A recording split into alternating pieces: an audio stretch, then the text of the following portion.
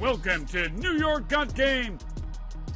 Welcome back to New York Got Game. It's good to be back after a week off. I had a trip to Summer League where I got to see the young prospects for both the Knicks and the Nets playing out in Vegas. And it's interesting times for New York professional basketball as we won't see the Liberty back in action until next month following the WNBA Olympic break. So I thought with most of the NBA offseason activity over that it would be a good time to take a look at the state of New York's NBA squads. So let's not waste any time. Let's get right into it. Welcome to New York Got Game. Tonight's matchup, Dexter Henry takes on the Big Apple.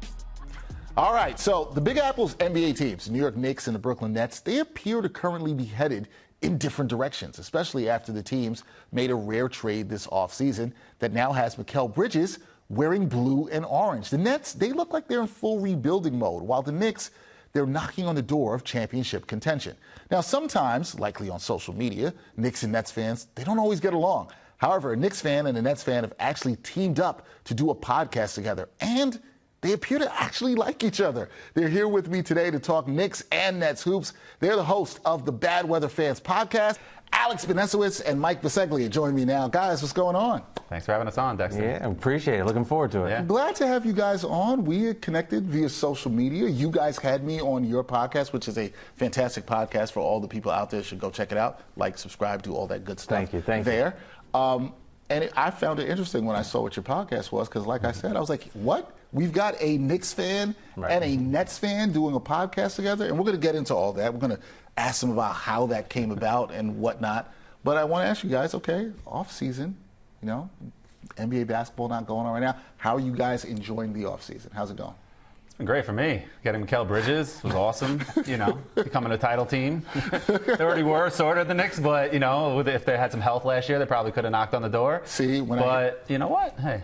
Alex, when I hear something like that, yeah, I'm thinking, how is Mike doing the podcast with you? You just threw a little bit of shade there to Mike. You just threw it. Mike, how are you feeling? How's your off season going? Yeah, not as great, but good at the same time. I mean, it is a weird dynamic when I am, doing a podcast with a Knicks fan, and obviously when the trade went down, when they acquired somebody from the Nets, I can't remember his name. It was a shock. But I think right now, ultimately, Nets are in a better position, which I know we'll talk about. But it was certainly crazy, but I'm doing well, to answer the question. I'm glad you are doing well, even though Alex was out here throwing a little shot at you. Fine. Mike, I'm glad that you're doing well. Truth. I mean, whatever. Yeah. You just had to say the truth. You had to say your truth. Listen, yeah. We understand that. Okay, so let's get into it, guys, because as we just said to the people, Alex, you are a Knicks fan.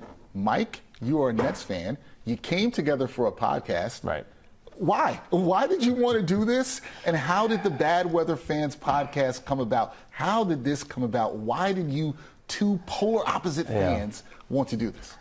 Yeah, so crazy enough, before we had never met each other in real life. So Alex and I had no idea who the other person was, never met the person. But there was one day I was coming back from my second job, and I actually got my car towed in this moment. And I was in a bad mood waiting at the impound. And then it just so happened, right, like as I'm waiting for my car, well, actually, because the car is under my wife's name, she has to drive down, pick me up, and then get the car. So it was a whole ordeal. I'm in a bad mood to begin with. And then there's a Knicks fan at Knicks Central over here on Twitter, just jabbing me. And I lost it. And I just lost it on him. In the moment, just in a bad mood. From there, we kind of realized this was really being a little bit silly, so I invited him on another show that I was doing at the time.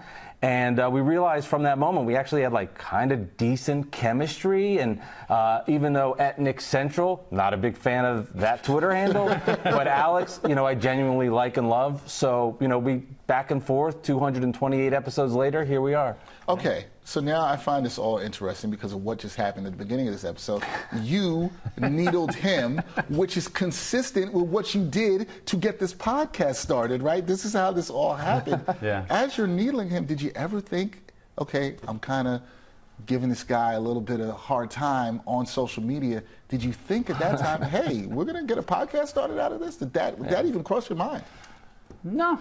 Listen, it's fun doing the podcast with him, and he knows who I am as a person and knows how sports takes are. And, the line in Pulp Fiction was I was trying to think of where it's like, if you don't like the scary answers, don't cease from asking scary questions, So it's like, listen, the truth is the truth. And, listen, we had great chemistry. We went on his podcast. We did it a couple times, and it did really well. And we ended up, COVID hit. I was engaged. COVID hit, and then we started the show. And it was like, let's do it. And we're here. See, what I like about that, and this is for all the people out there, right? You think that you can have differences. You think there can be differences in the teams you root for. But you know what?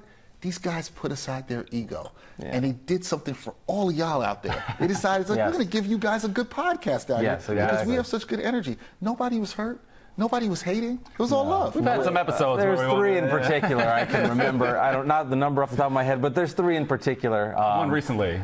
Things got a little heated, and it happens. But again, like to your point, it's a show. We're having fun, and it's real. It's real and energy, real anger as it's going on. But once the show ends, we're like, hey, all right. I'll talk to you later. Okay. You guys still love. Talk to you later. We're gonna do this again. Oh yeah. I still like you enough to do this again. Oh yeah. It's not that bad. Okay. So for people who want to know, look for those episodes where there's a little bit of animosity going between both of them. So I got to ask you guys this one for both of you, because we love doing what we do in terms of creating content, reporting in media, because we're fans, right? But your fan experience, whether it's positive or it's negative, it can have an impact on you as a person. So Mike, and for you, Alex, Mike, for you, how was being a Nets fan? And Alex, for you as a Knicks fan, how's that shaped the way that you discuss sports on the podcast? Because you guys also discuss more than the Knicks and the Nets. Right. You guys talk about sports in general and New York teams, but your fan experiences can be very different. So how has that shaped how you talk about sports? Yeah, I mean, I've been a Nets fan since 1993, so I guess going on like 31 years as a Nets fan. So I think for me, especially interacting with the Knicks fan in real time, right, like I have this little brother syndrome here, and I'll say it, it's real, right? And I understand that going into our conversations, and I think I always have that extra weight on me as a Nets fan when I interact with a Knicks fan, where I got to really make sure that I can deliver my points and be right. Because I'm speaking for a lot of Net fans that feel the Knicks fan hovering over them, especially now where we're in a tough spot where the Knicks are a legit title contender, right? So for me, I kind of go in there with that mentality of I'm going to represent the Net fan, and I want to make sure that I give everything I have and the passion that's in my heart to deliver that, because I know what's sitting next to me as a Knicks fan and the passion that he has. So it's really shaped me from my mentality of like I really got to come in here and be strong in my convictions with what I'm saying. I do have to say, that sounds like it's a lot of pressure, though. That's the only thing. It sounds like it's a lot of pressure on you to make sure you get this right. Because if you don't, Nets Nation is looking at you like, come on, Mike, what are you doing here? When it's one thing, like when it's a net show, but when you're with a Knicks fan, right? Like you do feel that pressure, and I do feel it because Alex can bring it, and I have to make sure I'm prepared and ready, and I can't just go in there like, all right, we're on the same page here. I can't coast. Like I got to be ready, and I got to know his tendencies, and kind of like know if he goes left, I go right, and figure that part of it out. He knows how to push my buttons. It's become almost like a marriage at this point. Like he knows how to get to the point of like, where do I go? But then he'll reel me back in. But like I'll get to a point. But it's funny because when we started this podcast, I was doing those. We were talking about this before the show. When I was doing this podcast early on, 2019, 2020. I was looking at the Nets. Oh, they got like 2 fans, whatever. And now I see like they really have a really good, passionate fan base. Like I'll admit that they really do.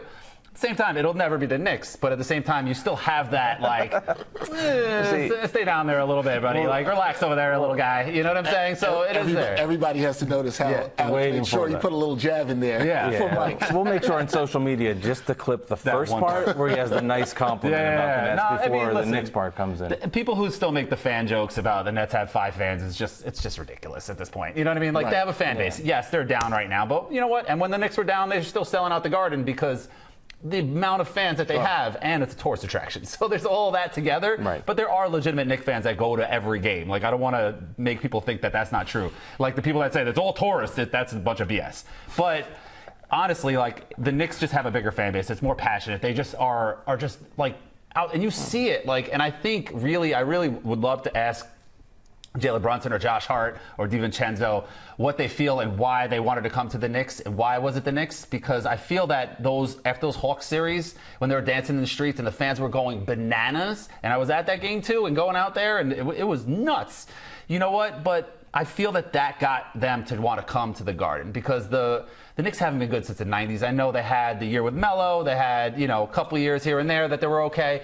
But, for the most part, since the 90s, they haven't been good. And these guys that are in their early 20s, they don't remember the 90s. They were babies, if they were even born at this point. So that year, I think, in particular, said, whoa, these Knicks fans can bring it. And, this will be a great place to play. And I think that kind of changed the reputation that Julius Randle fourth seed championship that they had. I think that really changed the reputation of the Knicks and helped them build into what they are today. It does sound to me like listening to you talk about that, and just for the record, that Alex did show a lot of respect and reverence, I should say, to the Nets, that you might have previously had a certain view of what the Nets fan base was like, but that's been shifted from your experience, not just in your fandom, but also just your relationship with Mike. That has shifted sort of the way you look at the Nets fan base, correct? For sure. I mean, at first, I didn't hate the Nets when they're in New Jersey. I actually liked some of the players, Kenny Anderson, Sam Cassell, these guys that were all there, Marbury. Right. I liked the Nets. I didn't, I was a Knicks fan, but I was just kind of like, hey, these little guys over there in Jersey, nice little team over there. You know what I'm saying? So it was cool. Right. And when they came to Brooklyn and started talking trash, put up the billboard, Blueprints for Success, I'm like, who the hell are these guys? They don't know their role. And then they got and they have to be put back in their place. So that's what happened. I'm noticing a trend here. There's always going to be a shot. Oh yeah, that's fine. I'm used to those, and now we've taken a few back and forth, so it's all good there. But when I look at what he's saying about the Nets and their franchise, they had to do that, right? They had to come in there and make that, because what Alex just said before was, hey, I like the Nets. Well, I don't want you to like us. Now you don't like us, and to me, that's a sign that they did something right. Mm-hmm. If you're just like, hey, I don't mind them. It's nice and cute. Kenny Anderson, Stephon Marbury, oh, that was great. They won a couple of games, but they weren't a real threat. Now it's like, well, wait a minute, wait a second. I don't like the Nets anymore. That tells me all that I need to know, that they did what they had to do. Now, they might stink. They might not be good. They might be bad. They might lose. For me, I hope they go 4-72 and all 4 wins are against the Knicks. But, I understand that means that they did something right if he's getting that angry. And now it's like, I used to like him. Now he doesn't. Something went well. Oh, I hate the Nets now. And that makes you hate him, and that makes you happy. Yes. I guess we're all good. I guess we are all good. We're still friends. We're still friends and still doing the show. That's what matters. So, all right, we got to talk about this. There's no way we can have this discussion without talking about this, because early this offseason, the Knicks and Nets did something that doesn't usually happen between these two teams. They made a trade. New York acquired Mikal Bridges from Brooklyn for a plethora of draft picks.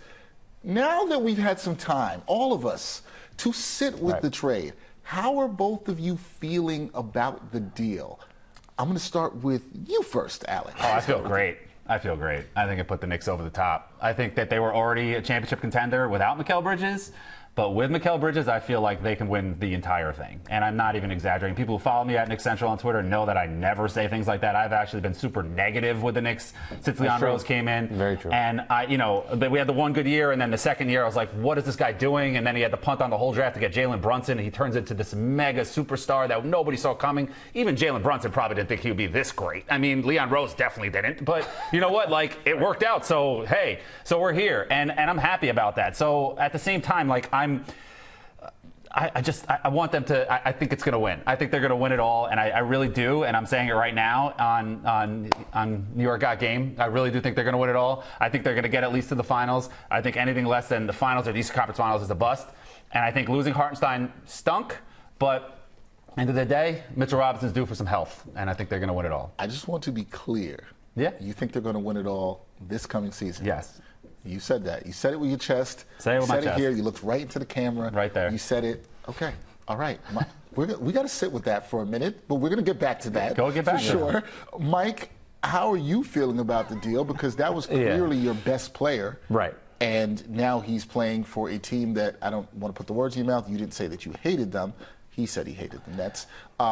You probably have a healthy dislike. Yeah, is that fair for me to say? A healthy dislike, but you can say it. Yeah, I hate the Knicks too. I mean, I say it with your chest. I do. I mean, I respect their organization and their fans, but the Knicks just not for me. When the trade went down, I was absolutely shocked. I was watching the Mets-Yankees game on my phone, and Aaron Judge just hit a home run that went over the wall, and all of a sudden, flashing on my screen, on my phone, is a Woj tweet, and I checked it out, And my first thought was, this is a fake tweet.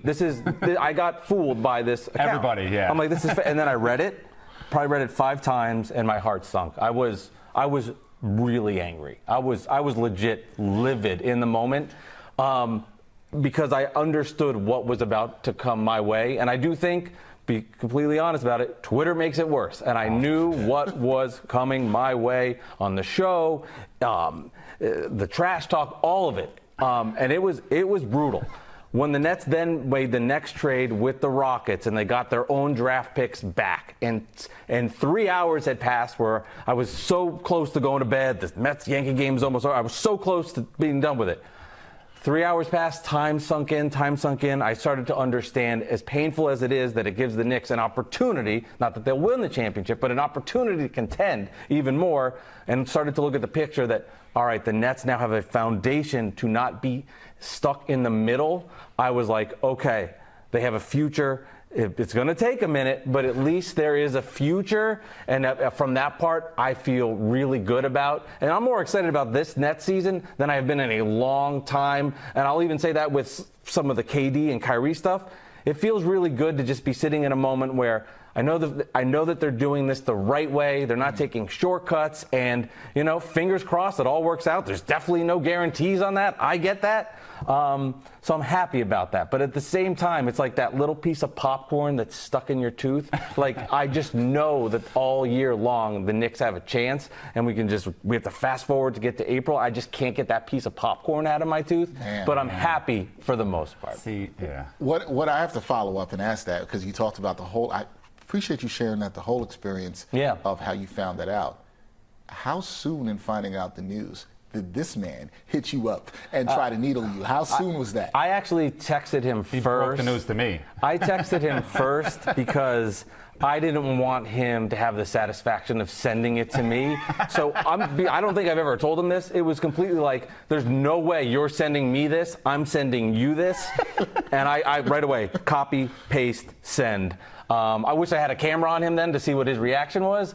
But, I told him. Let's find it out. You heard it. I know you said you were pumped. You said how you felt about it. That might have been the happiest text you ever got from me. The best text you ever got from me. That's fair. Well, it's a good thing we recorded the next morning and not that night, our podcast, that Weather Fans, because that night it would have been a lot of irrational takes from Mike. Yeah, I'm sure. But I was sitting there, like, I had the worst night. My son, I have a 1-year-old son, Shai, shout out to him. He couldn't sleep, and he was having the worst night. We finally get down, me and my wife, we finally sit on the couch. Hi, Hannah. And we set a bowl of popcorn, put a movie on. We're finally relaxed. I was skipping the Mets game. I was like, I'm spending time with my wife tonight, and I get a text message from Mike, and I'm like, oh my God. It's just like, and Hannah, my wife, is like, what are you doing? Like you have no idea. And she knows nothing about sports. She's like, what are you talking about? Like, who is this? Like, what? Who cares? But she saw the joy. She saw the joy, and she was just like, okay, well, we'll watch this in a little bit. So I was excited. A very different experience. You didn't even have the chance to needle him because he got the news to you first. Yeah, absolutely. That was a smart, strategic move, Mike. Strategic move. Thank you very much. I respect the strategy. I appreciate that. I have to respect Honestly, the though, I don't know if I would have, well, maybe in this situation I might have trash talking, but there have been times in the KD Kyrie Nets when they, the Durant airball and they lost to the Bucks. Yeah. They, he likes to call it the foot on the line. I call it the airball because in overtime that's the last shot. So people need to remember that a little bit, But anyway, so I didn't text him after that game because I was like, what's the point? He's heartbroken. Right. Season's over. This was Mike knows this might have been his one shot down there to get there. And I was like, what? I sent out my tweets, my laughing tweets, whatever, but I did not text him, did not tweet him, nothing. I was just like, let me respect this guy because I've been there. Thank you so much. I've been there. Literally, I've been there. So, you know what? You see what you did here? You just redeemed yourself. You just showed the people another side of you. Yes, that Alex I am a good person. A softer side, I think, and not necessarily needle Mike all the time. He didn't kick you while you were down. No. I will kick him though if fast forward during this season and the Knicks are a 55-60 win team and title contender like they think they will be, and he's like, oh, I'm happy we got these picks. I'm great. Let's start scouting these 7th graders. We're good to go. We're the 2030 pick. Okay. We'll see if he's still happy about that come a couple months from now when the Knicks are awesome. We're going to get to that because I know you guys have a very strong disagreement on this, right? And you feel a little differently about it. But Mike, let me ask you this because when you look at the Nets, right, with the recent re-signings and the trades that they have made, including Mikal Bridges, what you talked about them finally picking a direction, finally knowing where they're going. But what trajectory do you see for this team this season? Because me looking at it, somebody who covers hoops here in New York, it seems like it's going to be rough. So what's your outlook and the trajectory for the team this season? Yeah, I mean, the idea is to be bad. I mean, the Nets have to be bad, right? They have to tank. They have to play hard and do everything the right way, develop some younger players. They're bringing in a couple of free agents that didn't do well in other places, but they're young. Why not? Sort of similar to what the Nets did basically at the start of the Sean Marks era, doing the same thing here. Let Cam Thomas develop. Let Noah Clowney develop. Nick Claxton's going to get a lot of minutes now, obviously, if he can stay healthy as signing that new contract. But ultimately, develop young players and then stink. And then they got to stink. And it's the first time, really, in the Sean Marks era that they're going to go full tank because that, like I mentioned before, getting their picks back from the Rockets was everything for them because now they can be bad, get in the top 5, secure hopefully the #1 pick and get Cooper Flagg, and that's the dream, right? That lottery day will be big. But for them, they've got to be bad, right? And I think as a Nets fan, there's not really much pressure watching them because if they win games, you're like, what is happening here? Like, we're supposed to be bad. So from my end on that point, I'm going into the season with the least amount of pressure I've ever felt watching the Nets in a long time. It's almost more of, I feel the pressure of I hope the team next to me loses, right? That's more of the excitement, and then the Nets just being bad, developing young players, and let's see what happens. I love Noah Clowney. I'm big on him. He was awesome in the last couple of months for the Nets. I'm really excited about to see what he can do. And there's direction, which is to be bad. So I'm asking you, Nets, be bad this year, please. So for me, be bad. Just to be clear, folks, Mike is going to be happy if the Nets are not good, and he also wants to see misery for the Knicks. That would be a beautiful season, right? Knicks lose in the first round to the scrappy Pacers again. Oh God. Tyrese Halliburton still hitting threes, and then boom, the Nets land Cooper Flagg, and all is right in the world. Man, you guys just. You do a show together. Why not? You do a show together. Nobody would know. Alex, let me ask you this: the Knicks. You just put a lot of expectations on them. You said you think they're going to win the championship next year. I think Knicks fans hope that you're right. But there are expectations on the Knicks. They have the highest preseason win total, 53.5 since 1994. What's your expectations for this season? You kind of already said it, but I'm still going to ask you. I'm asking you, are you going to double down on this? Are you going to say it with your chest? What are the Knicks doing in the 2024-2025 I think they're going to win 55 to 60 games. And I think that they're going to win it all. I'm 39 years old. There's very few times I have this opportunity to do it. I'm going to do it. I'm going to enjoy this ride. I'm not going to let anybody say this was a 2-game losing streak and they're not as good as we thought, or if they start off slow, they're not as good as. I'm going to be like, I'm tuning it all out. I'm going to be positive. I'm going to take this team in my mind to the championship. And that's what I'm doing. What makes you believe they can win it all? Why are you so confident? This team is experienced. They've been together for now 2 years. They've added a guy that they played with before, and they've won championships with, the core of the team, the Villanova core. Julius Randle was out last year. I'm not the biggest Julius Randle fan, but he's that second scorer that they need that can take the ball off the dribble. Mikal Bridges can do the same. Mid-range jumper, 3, Mike knows. All of this stuff. So Mitchell Robinson, I think, is better than Isaiah Hartenstein. And I said that before he signed with the Thunder. I think he just needs to get healthy. And he could be like Marcus Camby. And he could be, injured, and then it finally hits. Hopefully it hits with the Knicks and not with the Nuggets, like with Marcus Camby when he went on to win Defensive Player of the Year and lead the league in blocks and all that stuff. But I really think they're set for it all to click. They're set for it all to go. They've been together through the wars. 2 straight years of going to the second round. This year, 3 out of 4 years in the playoffs. That first year, you almost throw it out because it's a completely different team at this point. You have Randall, you have Mitch, and Mitch was hurt, but so it's kind of like not really that team. So the last 2 years you can look at in that bucket. Coach is extended. He's secure. Everybody's on the same page. You got podcasts. You got vibes. Everything is all together set up to roll and crush it. And Mike is getting upset about this, and that's why I say come middle of the season when the Knicks are this powerhouse team and go into the finals, he's going to be like, whoa, we got these draft picks. Yeah, okay. That's not going to happen. Do you have a response to that, Mike? Yeah, I think what happens when you get so involved in your team is you only see it through that lens. And I do believe that the Knicks are a team that can contend for a title. They're very good basketball team. And the Mikal Bridges piece makes a lot of sense for a lot of what Alex talked about. friends at Villanova, so clearly that makes a difference, and I can see that. Their friendship does make a difference. It absolutely does. So I get on paper all of the things he had talked about, but there's this feeling of you forget about what else is around in the NBA. So, like, if this was a Celtic fan next to me, they would be laughing with their hands in their head, being like, did you see just what happened? And I think there's a disrespect to the Celtics in a lot of ways because, they steamrolled through the East, but all the teams were down. Meanwhile, they did go 16-2 and demolish everybody that they played, and they weren't even that healthy. Every injured team. Yes, right, so the Celtics win games, but Knicks fans will forget about that because in their feels right now, which I totally get. I was there 3 years ago. I understand how it works. You do know. But I understand that. But in this moment, right, like, this is the excitement's there, so I respect that, and I would never take that away. But there is a delusionment not thinking about the other teams, how they've improved, what's going on there. So it's automatically Knicks could win the title. Yeah, the Knicks are a team that have a chance, but for me to put them ahead of the Celtics right now, I think would be foolish and I think would be irrational. But again, Knicks definitely a team that can contend, but I can't put them ahead of Boston. And I think they're in that next tier with the Sixers and the Celtics. Magic are going to be improved as they get better. No one wants to give the Indiana Pacers credit, but they did beat the Knicks in 7 games last year. Knicks fans, if you're listening to this, you lost in 7 to the Pacers. It happened. Injuries or not, bad luck. Your team doesn't stay healthy a lot of the times too, so I get it. I feel the passion. I know how much Alex loves the Knicks, but it's not a guarantee. Oh, the stars have aligned. I've seen the stars aligned, and then I've seen them dropped on the ground. Like, it happens. There's a lot more to it, and a lot has to go right for the Knicks. There's a lot of luck involved there too. So I can't put them ahead of the Celtics at this point. Okay, that's definitely fair. Alex, I want to get back to you with the Knicks on this because they may not be done building their roster. You know, they lost Isaiah Hartenstein.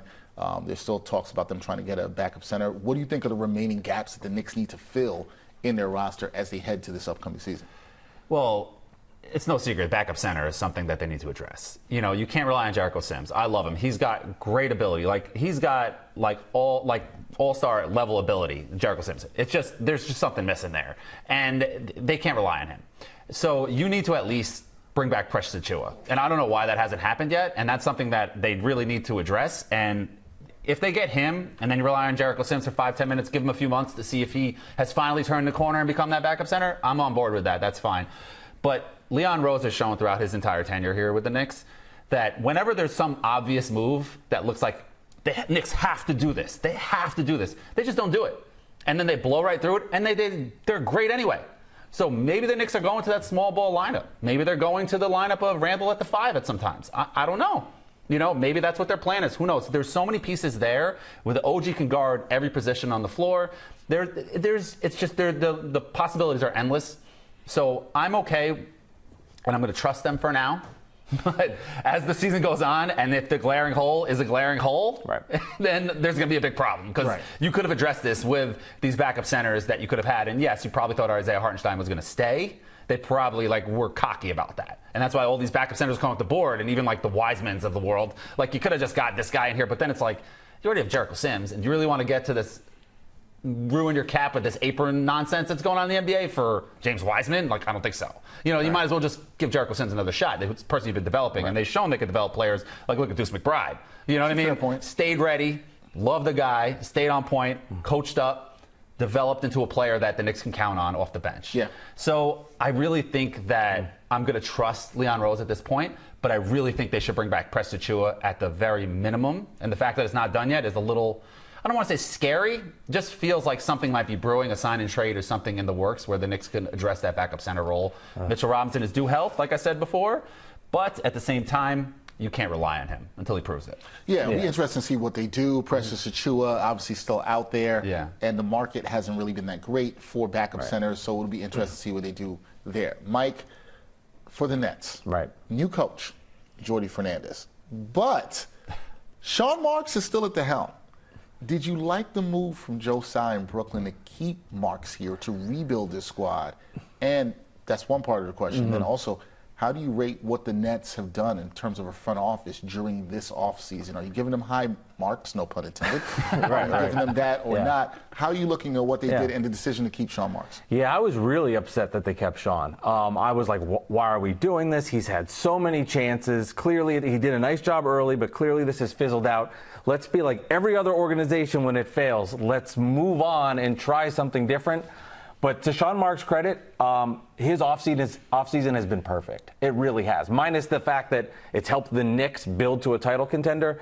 He got more draft picks for Mikal Bridges than anybody could imagine. 5 firsts, another swap, like that's unheard of for a guy that's never been an all-star. And I understand how it helps the Knicks. I get that. But for them, that's a ton back in that possession there. It's a great trade. Making the swaps to get their own picks back now that they can tank naturally the right way, go for it. And then the small, subtle moves, Zaire Williams, getting him back. Killian Hayes. Again, these guys are bad. They're not good players. I'm not trying to make it out like, oh, the Nets just signed these great guys. But they're taking guys that are 21, 22 years old. That were lottery picks. You take a chance on them, you develop them, you see what happens. They are tanking right, and I have to give Sean Marks credit. They've done everything perfectly so far since he's been back. I was not thrilled that he was staying, but I have to give him credit. He's reverting back to that 2017, 2018 Sean Marks that we all fell in love with. It was like, let's make some trade swaps that turn into Karis LeVert, that turn into Jared Allen, that, D'Angelo Russell becomes an all-star, and then Kyrie, KD, Harden, the whole thing. He's kind of gone back to what he was as a GM then, so I have to give him a lot of credit. He's done an excellent job. I wasn't on board with it. I was like, we got to move on, but I got to be fair. I got to give him an A. He's done a really nice job. All right, giving him an A. High marks for Sean Marks there, so you can't be mad at that. If you're a Nets fan, he does seem like at least the Nets have a direction. Yes, right? They picked the direction and where they want to go. Okay, back to this for both you guys, because look, we know this. The Nets have never won an NBA title. The Knicks have not won it all since 1973. But I got to ask you this. I feel like this is going to be predictable in terms of answers. Which team do you think will bring home the Larry O'Brien trophy back to NYC first? Will it be the Nets or will it be the Knicks? I really want Mike to answer this question because I want him to say it. Well, I want him to say the words. I want him to be the one to say it. It doesn't even matter because you said it's going to happen next year. So you've already put. I just want him to say it. I want him to say those words. If I had to take a choice here and understand this is. I'm dropped in, and you have to make this answer. I would select the team from Manhattan. I would go that route. Does that bother you? You can't say the name. So you can't say the name. I would pick the team from Manhattan. You said team from Manhattan. Yeah, I would pick that team. Yeah, I mean, they are positioned well. I mean, Mikal Bridges. I have opinions on the type of player he was for the Nets, what he can be for the Knicks, but he's a nice piece there. They have a superstar in Jalen Brunson. They have great chemistry. They're well coached. They have a superior defender in OG Anunoby. I don't want to say it, but I will. I agree with Alex on his backup center point. I think they'll make a deal when it counts in February and address the need that they need at that point.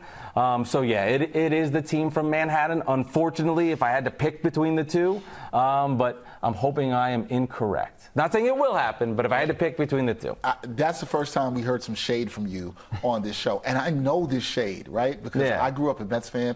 And my dad was a Yankees fan, and he would say the team from Queens. Yeah. That is shade. I can do it. We all know shade when we hear it. That was definitely shade. Okay, so you're going with the Knicks to win. We already know you think the Knicks will win first. Yes. So there's no point in having you repeat that again. Thank you. Right. I know you didn't want to hear it. I wanted to say it, though. You didn't get him to say it, the name. He didn't say it. You know what? I cannot make a grown adult say what they don't want to say. I think we all He knows I want to clip it I want to clip it and post it. The Knicks will win a championship. And he refuses to give you that satisfaction at all whatsoever. Absolutely. Okay. Since neither team has brought ultimate joy to their fan bases, we know this, right? Like recently, talking about recently, folks. Yes. I know, though, for both of you, there's got to be a moment from each of your teams that holds a special place in your heart. So, Alex, I'm going to start with you. What's your favorite moment in Knicks history? Because we're close in age. You haven't seen them win a championship. What's your favorite moment in Knicks history? I have a tie. Like, there's a little tie. So, there's the Ewing put back to get to the finals in 94, and then there's a 4-point play in 99. Nice. Because the 4-point play was so amazing because Ewing goes down, you think it's over, and we just let's get to the finals, and then LJ hits this 4-point play, and I was with my buddy Randall, and we were at his house, and we can still talk about every second of that moment. Like he got fouled, and then I said this, and then the ball's in the air, and he said there's 3 shots, and this, and then the ball went in, and we just went bananas, and hugging each other, running around his house, and it was crazy. And that's something I will never forget. And that's just one of those moments. And in '94, finally getting over the hump. I know Jordan was retired, et cetera, but it still counted. And we got to the finals, and we beat Reggie Miller like we always did, besides maybe once. And it's just it was time. It was time, and I was very happy about that. So. Yeah. Okay. No. Yeah. See, these moments stick with you. What about you, Mike? What's your favorite moment in Nets history? Yeah, sort of a tie-ish as well, but they're back-to-back games. 2002 Nets Celtics Game 5, Continental Airlines Arena. My dad and I. Season tickets, been going to the games forever. The year before, 26 wins, 52 wins. The next year when Jason Kidd is brought in the Stephon Marbury trade. Stephon Marbury, when you used to like the Nets, I remember that.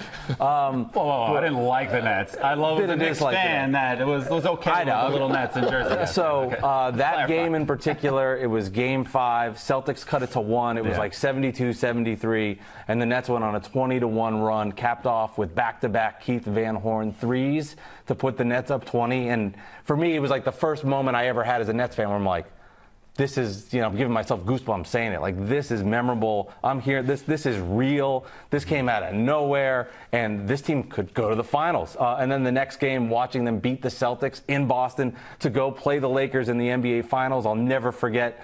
My dad and I actually couldn't watch in the same room because we were just too anxious.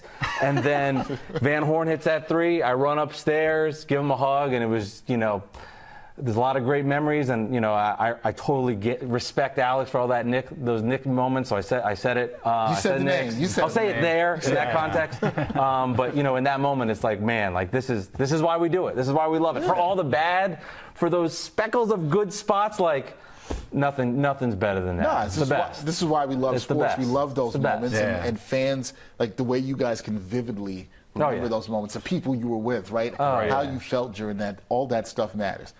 Here's a good question that I have for both of you. All right. There's always been a debate, and I think people watching will agree with me on this, as to if Knicks versus Nets is really a rivalry. Right. Because neither franchise has really been good at the same time. We haven't seen that. So in your eyes, is Brooklyn versus New York a genuine rivalry? I feel like I know Alex might be disrespectful here. So I'm going to ask you first, Mike. Yeah. Do you look at it as a genuine rivalry? I think it's boiling where it can happen. I think there's been moments where it had the possibility of it, but I think when it hits, it's going to hit hard. And I think it's not quite there yet, because to your point, they haven't really been good at the same time. But you have a Net fan base that has grown a little bit. You have Knick fans, as Alex alluded to, that are annoyed with Net fans. And I think this Mikal Bridges trade is kind of the start of what's going to bring it all together, because the Knicks are going to go through their 2 to 3, 4 years here where they're going to go for their run. The Nets are going to be in their rebuild. I think in like 3 to 4 years, you're going to see all this come crashing to a head where the Net and Knick rivalry is going to be really, really good. Like Mets and Yankees, different divisions. Giants, Jets, different leagues, I should say, right? The hockey one, you can feel it there. Like with the Nets and Knicks, it's a sleeping giant. So when these teams get together, and from this trade, they're now attached at the hip. Like, we are with our podcast, as we're always getting into these topics. But Mikal being dealt has been really good for us. And I think it's going to be really good for this rivalry. Just give it a couple of years for it to get together. Yeah, I'm intrigued to see that, if that does change in the next couple of years. What about you in your eyes? Do you look at this as a rivalry, or are you taking the big brother view here that, we don't respect these guys? I'm going to surprise you. I think it's a rivalry. I think it's already a rivalry. The moment they moved to Brooklyn, it became a rivalry. And I don't understand the rivalry police. It's hard to say. Rivalry police. Rivalry police? Yeah. I don't understand why people are so like, it's not a rivalry. They haven't been in the playoffs 3 times in a row, and both teams haven't won a series. And it's like, who cares? It's a rivalry from a proximity point. Yeah. And fan bases. You're with your brother could be a Nets fan. Your sister could be a Knicks fan. Your coworkers. You could talk trash, especially being in Brooklyn and how they have grown so much since they've got to Brooklyn. And I believe that it is a rivalry. And I think the people who say it's not are a little bit in denial. I think the fact that when they came to Brooklyn and they talked trash, that's when it really kicked off for the Knicks fan, for me personally, and I'm just admitting it. And I think there's a lot of Knicks fans that just don't want to admit it. I think they're like, oh, the little Nets, they got no fans and this, that. But you know what, when the Nets are good, it pisses a lot of Knicks fans off, and they won't admit it, but it does. And I think, and I think that when the Nets got to Brooklyn and Paul Pierce and all that stuff, and they were talking trash, I think when the Knicks were good at the same time with the Melo 54-win year, I think that kind of hurt it becoming a rivalry a little more because the Knicks were just better. And like that's not throwing shade. They were just better, and the Nets had like this small little window. So I do think it's a rivalry. Yes. And I appreciate Alex saying that and recognizing that because I do believe there are Knicks fans that don't want to admit that because then if they admit that, it does show that they cracked into the market a little bit, and it's like, whoa, wait a minute, I've been going to Knicks games for my entire life, and there was this team in Jersey, and I think they had a guy named Derek Coleman, and I think Sam Bowie was like. They can't. So I appreciate Alex saying that because it shows that they have invaded the market. Right. Maybe not a ton, and maybe not as much as Net fans want to allude to, as big as it is, but they are here, and that's why I think, like, with this trade, give it a couple years, it's going to boil up. The Knicks will have their success. The Nets will have their rebuild. Then you'll have the young, feisty Nets and Cooper Flagg winning his MVP, and you'll have, Josh Hart doing his podcast, I'm sure taking shade at the Nets, and it'll be fun. And I think, ultimately, though, I think it'll be great for New York. Oh, yeah. No doubt about that. I think it'll be great for New York. It will be great for your podcast. Yes. For sure. It'll be great for this show. Yeah, exactly. Yeah, it's good for everybody. It is. That's what It's good for the city. Everybody winning and being good. It's good. It's good. And I really, I do think Mike is nailing it with the Knicks fans. I think that they're a little too arrogant sometimes. And I know I'm coming across like, hey, we're going to win the championship. But like, I really do think like Knicks fans are a little too arrogant with looking down on the Nets. And like, you look at the Mets and Yankees. It's a rivalry. Like, even though they're not in the same, league, it's a rivalry. You see the Subway Series, the games are there. Yankees fans say, oh, you won your World Series. Like, oh, stop. Like, you guys care just as much as we do. It hurts. George used to get pissed when the Yankees would lose to the Mets. You know what I'm saying? Like, it's in the core of the fan base. You know what I mean? But it is what it is. It's good. It's good to have these rivalries, and it's really good. So speaking of the rivalry, and what you're talking about, I think this kind of goes into it. Do you guys want to see a Nets versus Knicks playoff series soon in the near future? Why or why not? I assume because both of you are calling it a rivalry or say it at least bubbling, so I assume you want to see that. I love this question, by the way, because this is like... We talk about this all the time. This is such a deep question. When the Nets had KD, Kyrie, and Harden, I wanted nothing to do with the Knicks in the playoffs because nothing good could come from it. Right. A big upset, Nets don't win, Knicks 8-1, 7-2, and I despise the idea. But now reverse it with the Nets, hopefully in a few years being upstart, and then possibly like maybe playing the Knicks in a 2-7 type matchup. Okay. Now I love it. But before, I hated it. So you want the chance to upset the Knicks. But in that moment, terrified of it. And I'll be transparent, completely terrified of that idea. Like nothing good could come from that. But now I love it. Love the idea. I respect the honesty there, that you were just like, no, I didn't want to be upset.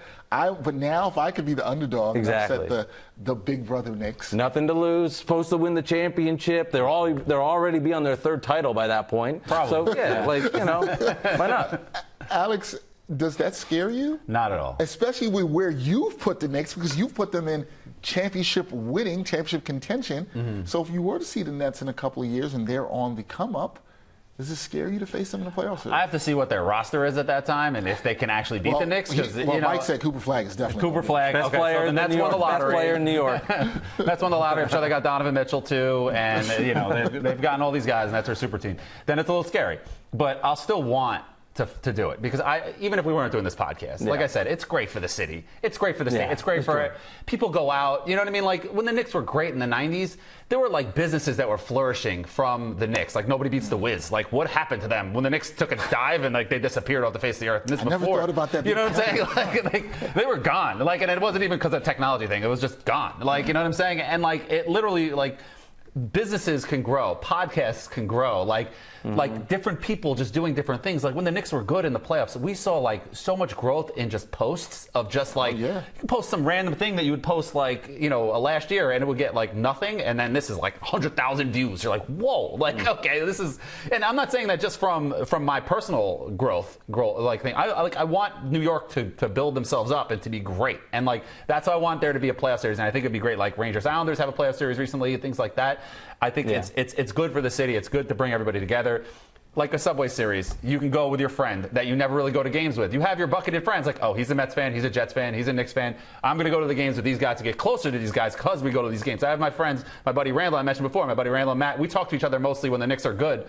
So, like, before 3 years ago, we didn't talk as much. Like, you know what I mean? We're, like, still close friends. Like, we talk here and there, invited to each other's weddings and things like that. But, like, we have been talking so much over the last 3-4 years. The team has brought us back together, and that bring the city together and bring everybody out together. Like it brings it all together, and I think a playoff series will really do that. I'm looking at like from big macro level. I think it will be good, and I agree with you guys. Yeah. I'm just going to take it a step further. See, I don't want the first round matchup. Right. Yeah. We need this in the Eastern Conference Finals. At least the second round. At least the second round. Eastern I love a Conference Finals. Somebody's going to be really mad because somebody is not going to want to lose to the other person, and the other team goes to the finals. Yeah, doing a podcast after big moments.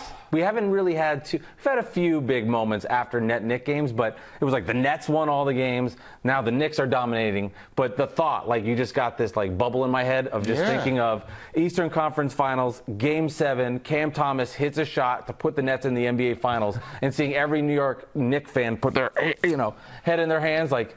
And then to do a podcast, I mean, it was, but like, think about Josh Hart's recording a podcast while he's playing Game 7 Eastern Conference Finals live in his ear, and he's hitting the game-winning shot, and he puts it in that home. Yeah, technology at that point, he might be doing his podcast during the show. Who knows? We might see Tibbs will love that. Oh, got him. And then he's like, that's it. That's going to hurt somebody. Hopefully not you guys. All right, so since you guys, I think it's the last thing for me, because you guys are the Bad Weather Fans podcast and the host of the show, I got to get your season forecast and what the weather is. Now, you kind of already gave your forecast. You went deep into the forecast. I'm going to do predictions, but I'm going to have you predict. So we're going to flip it up because you gave your forecast for your team, and you kind of gave it for your team.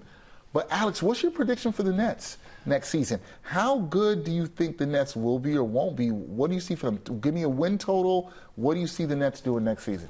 I think they're going to win 25-30 games. I think they might be a little bit better than people are saying. And I think Cam Thomas finally getting the full reins to just be Cam Thomas and not get benched after scoring 45 points or something, which made no sense. Like, I think that he's going to show that he has like really legitimate starter potential. I don't know about All-Star yet, but he can be like I love Cam Thomas, and I think Nick Claxton is good if he can stay healthy as well. I do think the Nets can be a little bit better than that the Nets fans think, but I think something will happen in the middle of the season where they'll be like, whoa. Like, we got to trade Cam Johnson. Let's get these guys out of here like the Knicks did with J.R. Smith and Iman Shumpert to tank for, Towns. They thought they were going to get. They got Porzingis. It worked out. Whatever. I think something like that can happen. So I think the Nets are going to be a little bit better than they thought. But I think the second half of the season, they're just going to bottom out. 25-30 wins, you say, for the Nets. Yes. Okay, then that's but maybe it'll be front loaded. Front loaded. Yeah. So front loaded 25 wins. Yeah. All right. You just talked about how you'd like to see the Nets defeat the Knicks in the Eastern Conference Finals. What's your forecast for the Knicks? What do you think the Knicks will accomplish next season, Mike? Yeah, I'm really intrigued to see how Coach Thibodeau approaches this season for the Knicks. Like, does he push them as hard as he did last year? Because he pushed them to get that second seed, and they definitely went all in to make sure they could secure that. I think there's now a long-term vision for the Knicks. It's about winning a championship. It's about May. It's about June. So I'm very curious to see how Thibodeau approaches the regular season. If he says, all right, we can lose a game here or there because it's about being healthy when it counts towards the end. So that intrigues me just watching from the Knicks this season. I see them definitely as a team that can contend for a title. They have the talent. They have the chemistry. They have the coaching. For me, I see them in the Eastern Conference Finals. And I see them ultimately losing to Boston, who I just think is a better team right now. But this is not me shading on the Knicks. I think they're a really, really good basketball team. I don't know if they have that secondary scorer in a big spot. Jalen Brunson. I know Mikal Bridges, everybody loves now. Oh, he's not a superstar player.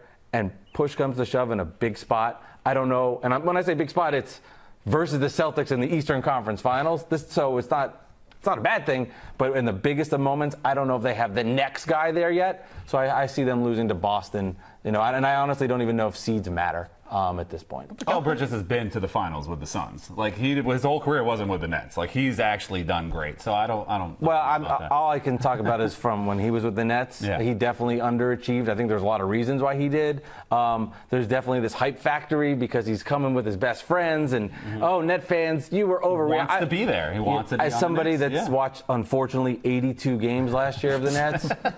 Mikal Bridges is not that guy.